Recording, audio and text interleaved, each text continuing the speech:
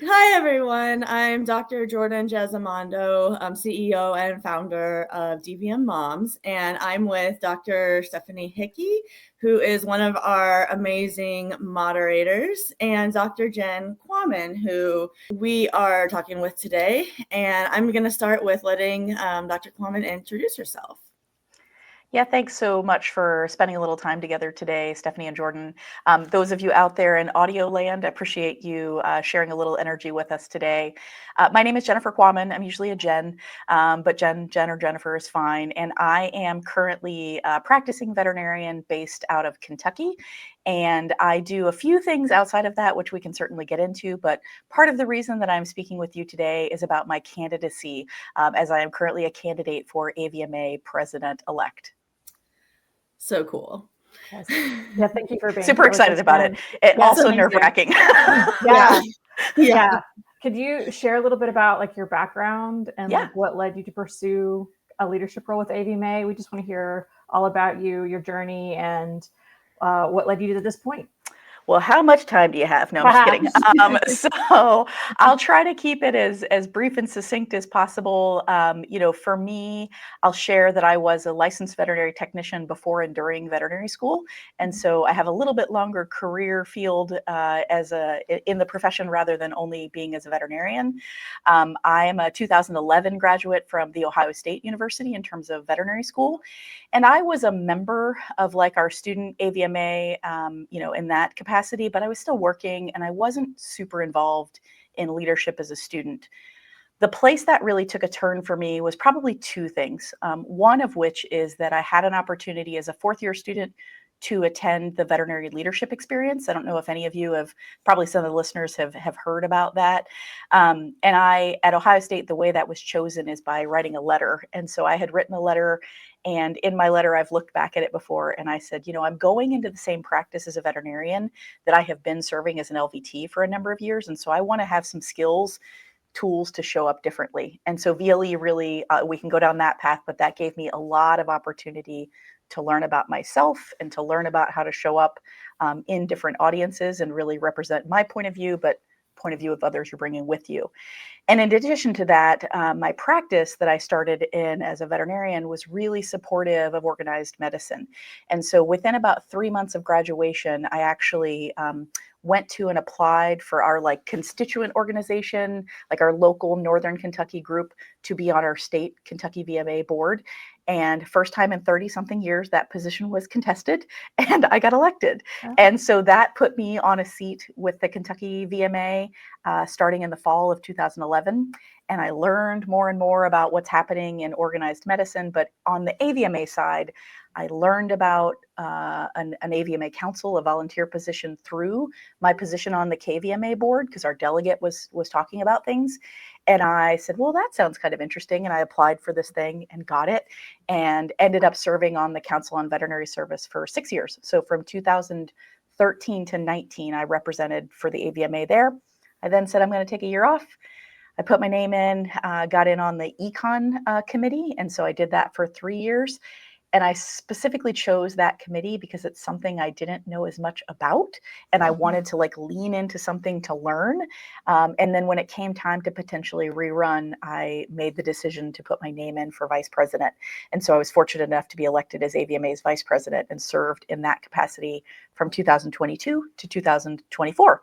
And then in 24, I kicked off campaigning. So here I am in a nutshell, not super involved as a student, but then got involved at my local level really because of my practice in part and the skills I learned at VLE, and then jumped into some councils and said, tell me more about this, and just have like said yes and asked questions along the way. And so that is how you come to find me now today as a candidate for this role. Nice. That's wonderful. Yeah. Thank you. Are you still practicing? Yeah, I sure do. Yeah. So I tell people like my calendar is a little bit of like scheduled Tetris. I'm sure many people can relate, right? Like it's not, no week is the same, no month is the same, but yes, I do practice. I've done relief only since 2013, end of 13, and I mostly focus on surgery and dentistry. And so on average, I'm probably practicing, let's call it 2 or 3 days a week, kind of depending on the week, but on the average, that's about where it works out. And then in addition to that, I work remote. I'm the chief veterinary officer for a technology startup company based in Texas. And so by general week, if I were to say like an average week, is like, a weekend day or two of like chill, if at all possible, family time. And then a day or two a week I'm dedicating to auto and to doing work with that team remotely. And then a day or two a week I'm dedicating to veterinary practice. So that's my kind of average week right now. Anything else? Yeah, I know. I'm like a serial dabbler. So like it's a little hilarious, but that statement of like, if you want something done, ask a busy person or whatever. First of all, I have strong aversion to the phrase busy. I'm not busy. I am richly scheduled. I have said yes to these things. So for me, it is, I like the different sides of my energy that it feeds. I love practice. I love surgery. I love interacting with patients. And I'm a better doctor for me at 3 days a week than I was at 5 or 6 days a week. I just know that for me. And I love the impact of the technology and the ways that I'm helping practices build and develop. And so being the veterinary voice of this startup is really cool. And when else in my life would I have gotten that opportunity? So they feed sort of different sides of me. I suspect you guys both have multiple segments of your brain as well, that you're just like constantly, where am I at today and who am I? So I like to meld all those things together in a nice little jambalaya, maybe we'll call it that. Yeah, you definitely bring a lot of good energy to the veterinary profession. I'd love to hear what your vision is for like your platform, where you want to see the AVMA go. Obviously, you have had kind of a meteoric rise in leadership, and obviously the sky's the limit. So tell me more about what your plan is moving forward. It's a super great question, and like I will say, as president-elect, AVMA doesn't elect a president; they elect a president-elect every year, which is a little bit confusing. But thinking about my vision of what it would be for me, and I know that I have sort of 6 pillars that I have sort of stood on as important to me, generally speaking, when it comes to the campaign process and the vision that I have. And I also want to couch that by saying that no one president can really, upend the apple cart completely, because there is an entire board of directors that helps to set the vision. And the president's job is to bring that vision to the association and to the public at large. So I always sort of tell people, like in the campaigning process, like, here's what it would be like if Jen Quammen ran the world, and realize that Jen Quammen wouldn't run the world if she's elected as president-elect, right? And so strategically, AVMA has things they are working on. But for me, I think the things that matter most right now are thinking about ways to get voices to the table of people who are not at the table, whether that be in person or virtual, like opening up pathways for people to see the association, to see themselves in that path. I think that's important for me. I think ways that we can honor some of the tradition that we have and yet still innovate and still kind of move us forward. And so the way I think about that is like, I want to be sort of respecting the shoulders of the giants that I'm standing on that have gotten here. I wouldn't be here if others had not walked part of this path that I'm walking.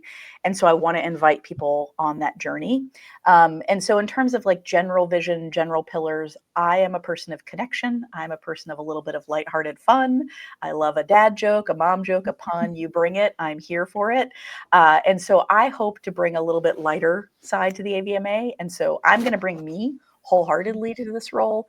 But what matters to me are things around community, things around connection, things around inviting people to the table who either haven't been there or have left. And I want to know and understand why, and invite you to maybe take another look, because the AVMA of today is not the AVMA of 10 years ago. And it's not the AVMA of what it's going to be in another 10. Absolutely. Yeah. I don't know if that resonates with either of you. That's sort of where my mind is at. It's like, I want to, kind of couple what we're doing now with also looking a bit forward. Absolutely. Yeah, no, I totally agree. We definitely need someone with energy, creativity, and positivity, and not just do what we've always done just because that's the way we always do it. So it's like the dagger to my heart. Yeah, when I'm on relief gigs, I'm always kind of teasing a little bit. I'm like, I do a lot of asking, like, why do we do it this way? And sometimes I hear, well, we've always done it that way. And internally, I'm like, okay, fix your face. Because like, I'm fine if it's still the best decision, but I like want you to like be objective about it and look at it at least once a year or every other year, like take a look and say, is this still the same thing that we should be doing? If it is, awesome. And if it's not, then maybe we redirect a little bit. So similar things in organized medicine from my point of view. Yeah, absolutely. and I don't think there's nearly enough of that in general world today. Friends. Yeah, thank you for having that mindset. Yeah, thank you. So how do you envision us as the like DVMoms group and like the AMA having a relationship? What can we get from the AVMA and what can AVMA get from us? What can we do together that you can see happening? Yeah, I think there are a lot of really awesome opportunities for collaboration, like the voice that Jordan has really developed, and many of you as moderators have developed in this community is large and loud and needs to be heard and needs to be seen.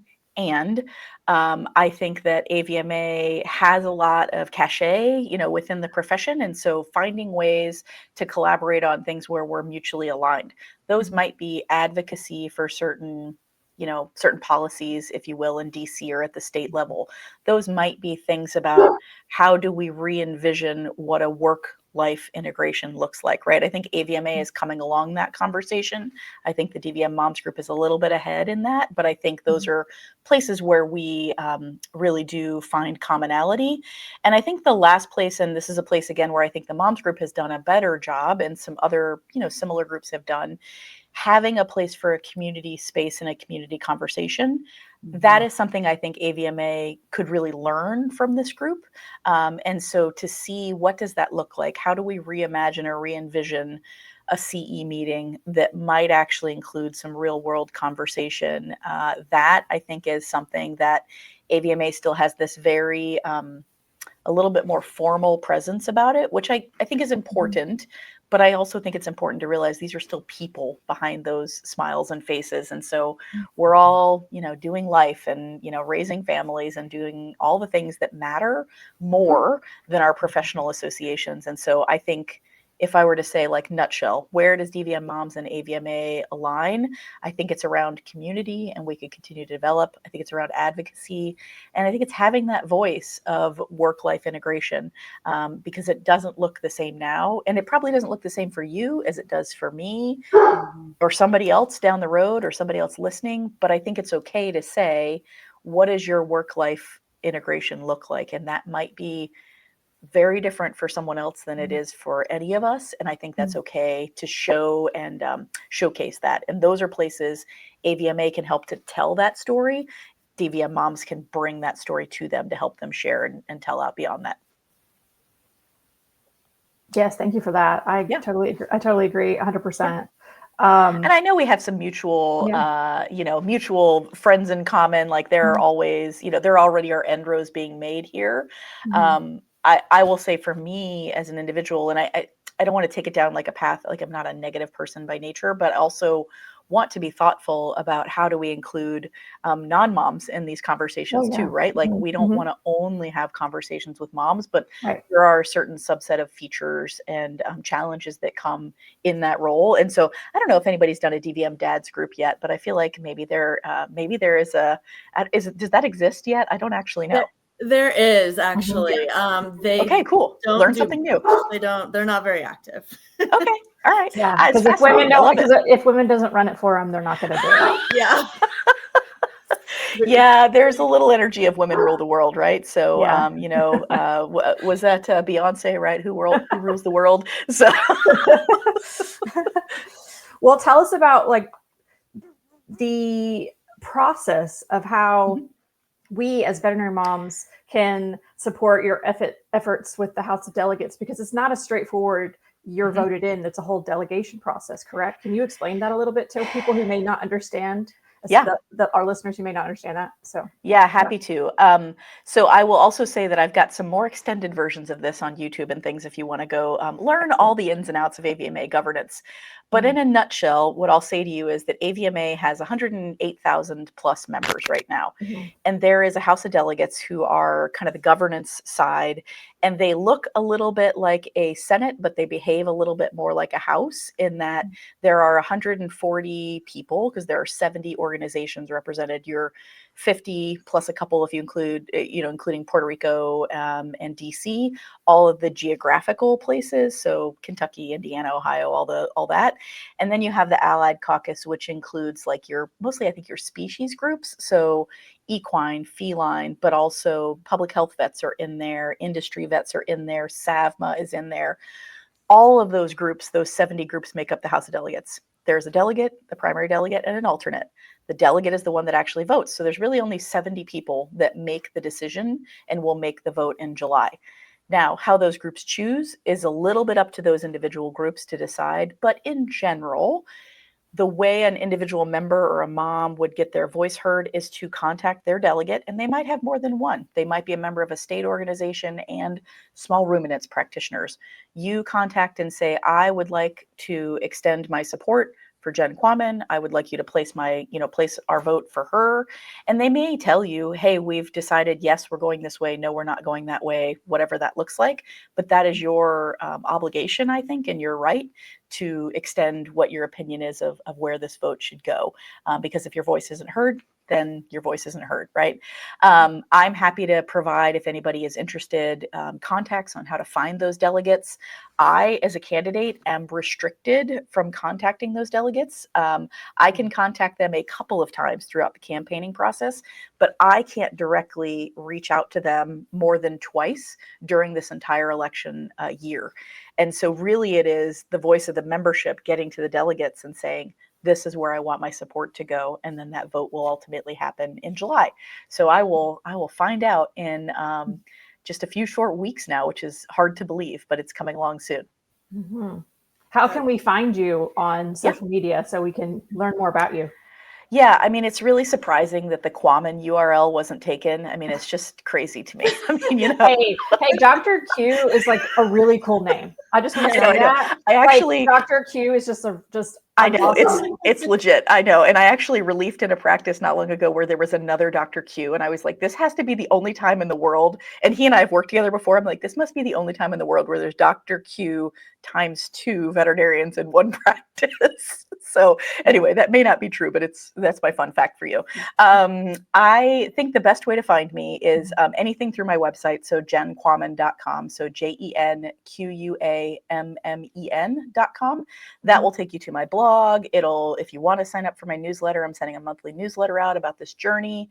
And all of my social handles are connected there as well. So I'm on TikTok, I'm on Insta, I'm on Facebook, I'm on all the usual suspects, LinkedIn, and under my name, so you can find me there. A couple of those places I have a personal and a, kind of more AVMA centric face, but you can find me through either of those things. And I would certainly be happy to hear any feedback from folks on the posts I've been doing and what I'm putting out there. I think it's a very different style of campaigning than others have done in the past. And I'm enjoying it and I'm learning a lot. And so that's probably a really good way for folks to find me. I'm in the group as well. You can find me in the moms group. Right. Yeah. You came across my FYP yesterday. I think, the internet was listening when they knew I was going to be part of your interview today. Now that you all have listened, I suspect now that I'm going to be in your feed. So I'm sorry or thank you. I'm not really sure which to say. We're all in this together, friends. Absolutely. Yeah. So one of the big questions or more common questions we get in the group is why should I be an AVMA member? And I feel like people don't really understand the scope of what the AVMA does. AVMA is, they make policy. They are an important body. They are representing us on like legal and policy side of things. But what individually is the benefit? Because there are a lot of benefits. You could spend 20 minutes talking about the benefits of AVMA. 100%. But what are the specific membership benefits for an individual, would you say? Yeah, I think, it's a great question. And I think the what's in it for me is really natural. And I know there are folks in our community and there are folks in the profession who are pro AVMA. There are people that are anti, there are people that are on the fence. And so I obviously am pro AVMA. I think there's a much more we can get done as a reasonably united voice than being super fragmented. But in terms of individual member, what do you gain from that? Well, obviously you gain a bit of access to things like the journal, right? And you can choose to get the journal in person. It's now available online as well. That is a great resource in terms of the research side, or JAVMA. So JAVR or JAVMA are both available. There are things like the foundation that can support folks. And so AVMA has a whole charitable arm, and that can help with individual members if they are having patients that need to be seen. So there is a way that you and your practice as an individual member can apply for some funds to help treat patients. So kind of like an angel fund, if you will, for certain patients. There are helps and resources for folks that have suffered from natural disasters, right? Those are things the foundation is working on. They also really focus a lot on student scholarships. And so that is important to continue to grow folks. The other things as members is think about your CE, right? AVMA Axon is their digital platform. You can get tons of CE there, whether that is convention or VLC presentations you weren't able to make it to that got recorded and are on there, or they're just one-offs.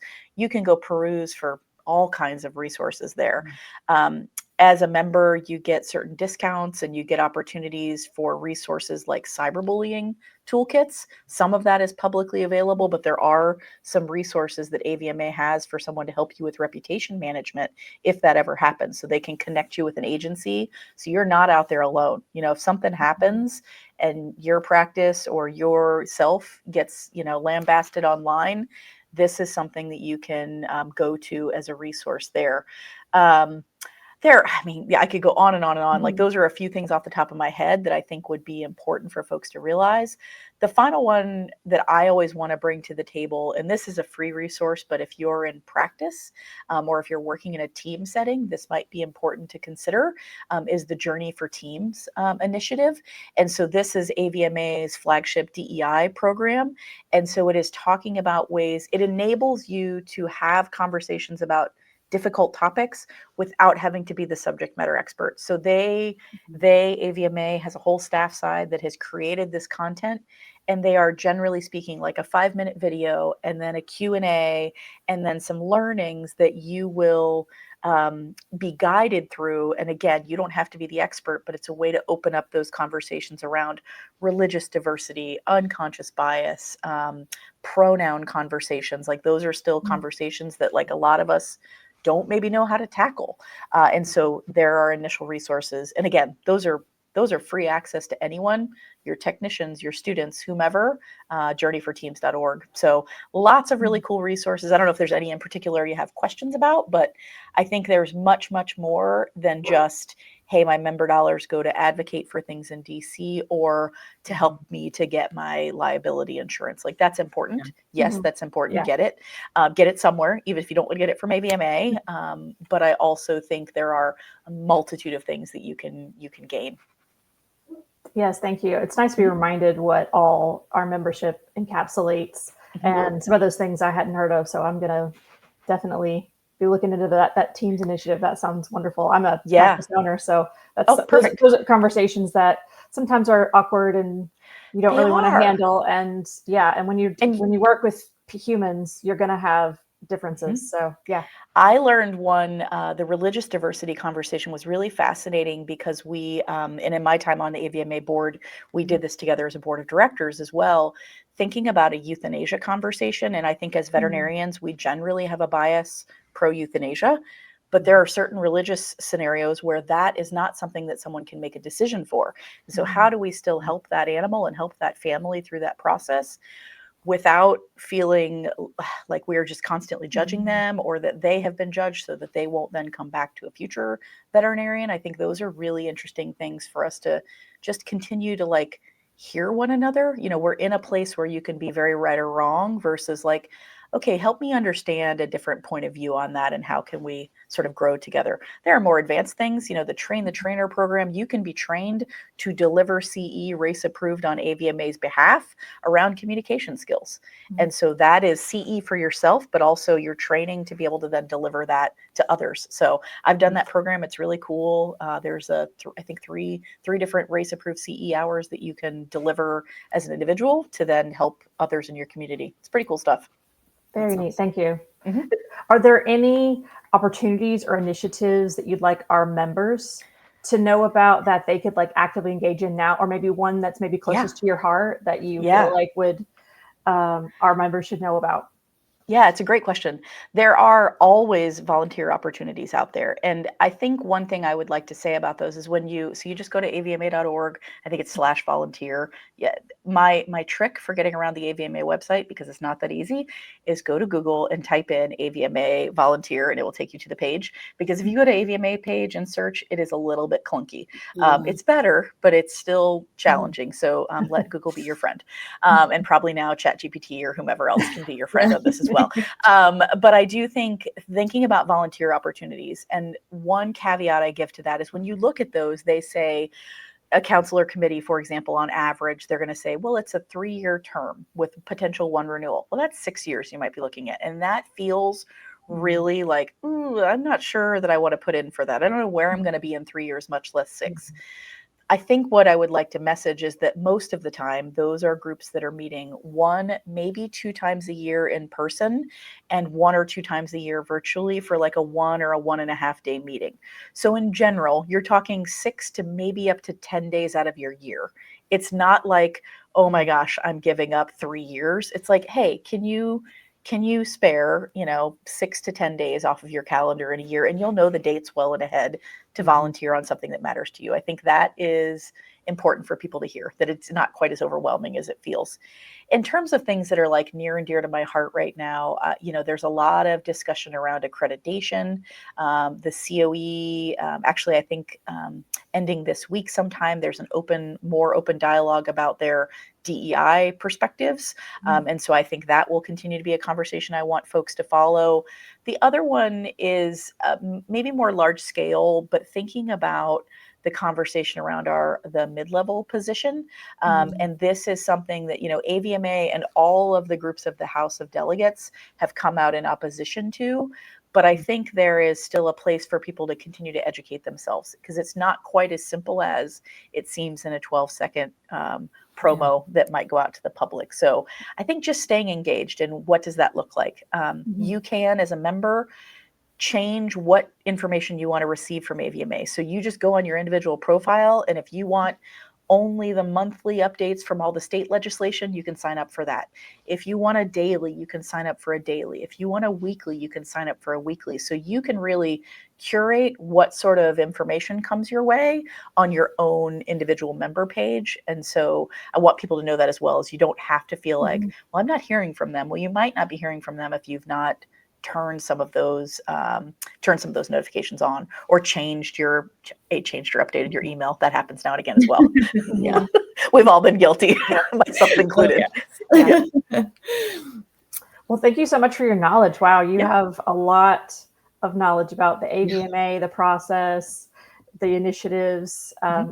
Thank you so much for educating us. Is there anything else you want to tell us that we have not asked you, or that you still want to say before we kind of wrap up? I know you have, you stolen the show. I appreciate your energy and appreciate your well-spokenness, because we are not that well-spoken compared to you. So I'm just so glad that you love to talk to us and have a lot to say. I've learned a lot in this, this 30 minutes. So by all means, if there is anything else you'd love to tell us, by all means, the platform is yours.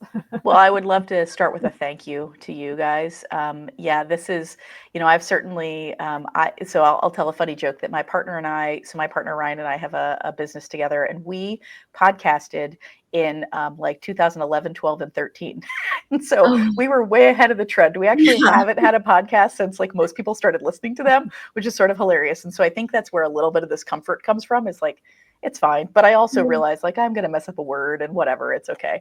We're all just people. What I would encourage folks to think about is, the AVMA is not a perfect organization. Jen Quammen is not a perfect human.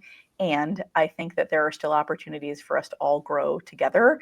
And I would love feedback. I mean, the only way I'm going to continue to grow and learn is to receive feedback. The same is true for organizations. And so I want your voice heard. Anytime there's a policy on AVMA's website, you can go and actively comment on it, member or non-member. And so you can make sure those groups that are reviewing those policies get information. Now, it's not like it happens overnight. It's a multi-month process, but like you make sure your voice is there. And then, my pitch to you as a candidate is think about what the role of the AVMA president is. And that role is to really represent us at the board of directors, but also in the public face and also at local and national and international meetings. So all your different state organizations, your allied organizations, but the AVMA president also goes to Australia and New Zealand and all these different places where we are aligned on a more global scale. And I want to just say to you that I hope that I've continued to develop my skills and could bring the voice of those who are not able to be there into those conversations. And so although I'm still learning and I will not be a perfect person, I'm willing to utilize the energy that I sort of bring naturally to bring a friendlier, happier face to AVMA and hope to continue to open up that conversation. So I would love any feedback. And more importantly, if you would ask your delegates to support me, I am all here for it. So ask them to vote for Jen in July of 2025. Yes, thank you. And best of luck.